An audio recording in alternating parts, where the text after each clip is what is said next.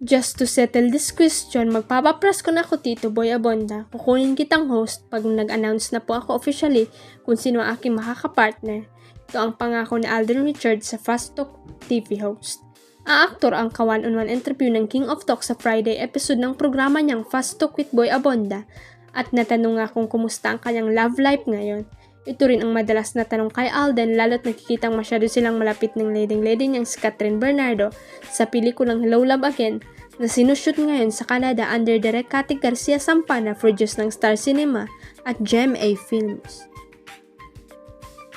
Halos lahat ng online talk show ay madalas na topic ang Kat din pero may nagsabing wala pang relasyon ang dalawa dahil may ibang naniligaw kay Catherine na hindi pa niya binabasted na ibig sabihin pwede pa siyang mag-entertain ng manliligaw.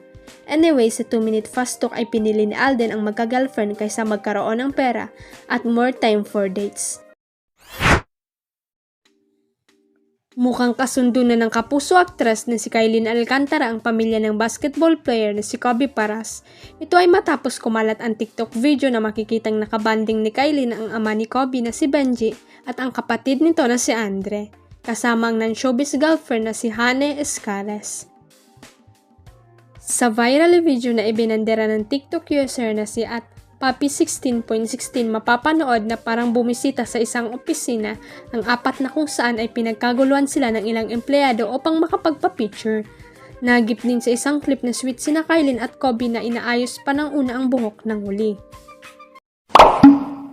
Huwag kalimutang i-click ang subscribe button at i-ring ang notification bell para sa latest at legit chika updates.